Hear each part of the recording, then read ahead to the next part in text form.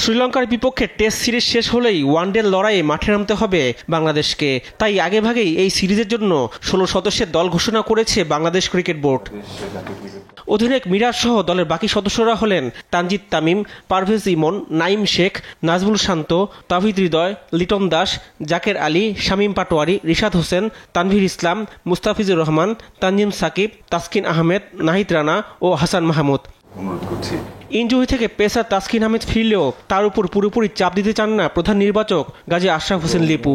একটা লোড ম্যানেজমেন্টের একটা হিসাব আছে, সেই হিসাব করে আমরা যখন মনে করি যে কেউ খেলতে পারবে তখন সে ব্যাপারটা নিয়ে আরও বিশদ আলোচনা হয় টিম ম্যানেজমেন্ট, ক্যাপ্টেন সবার সঙ্গে, এবং সেই আলোকে আমরা মনে করছি যে তিনি একদিনের ক্রিকেট এবং টি20 ফরম্যাট এই দুটোতেই তিনি অ্যাভেলেবেল থাকবেন। হয়তো রেস্ট্রিকশন থাকতে পারে, সব ম্যাচের জন্য হয়তো না।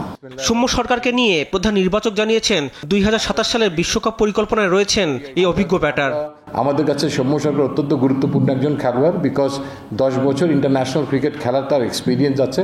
আমার বিশ্বাস যে সাম্প্রতিক ক্রিকেটের যে দাবি তার সঙ্গে তিনি খাপ খাইয়ে নিজেকে প্রস্তুত রাখবেন, এবং আমরাও বড় ক্যানভাসে তাকে সার্বিক সহযোগিতা করার জন্য সবকিছু আমরা অফার করব, এবং তিনি আমাদের মনে আছেন। মোসাদ্দেক হোসেন সৈকত ঘরোয়া ক্রিকেটে ভালো করলেও অধিনায়ক মিরাজের বিকল্প হিসেবে জাতীয় দলে সুযোগ পাবেন না বলেও গণমাধ্যমে জানান এই নির্বাচক। আপনার কথার সরাসরি উত্তর দিতে চাই। আপনি আপনার সাংবাদিকতার আলোকে মনে করছেন যে মোসাদ্দেক হোসেন এই মুহূর্তে জাতীয় দলে খেলা উচিত। আমি ঠিক সেই জিনিসটা মনে করছি না, পরিষ্কারভাবে বলতে চাচ্ছি। কারণ যতক্ষণ মেহেদী হাসান মিরাজ আছে, মোসাদ্দেকের কোনো সুযোগ নেই। খুব কোনো জিনিস খুব স্পষ্টভাবে হওয়া উচিত।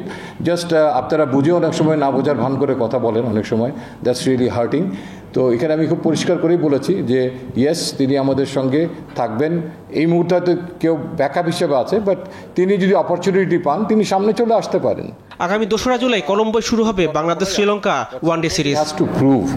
রিফাত আঞ্জুম, দেশ টিভি, ঢাকা।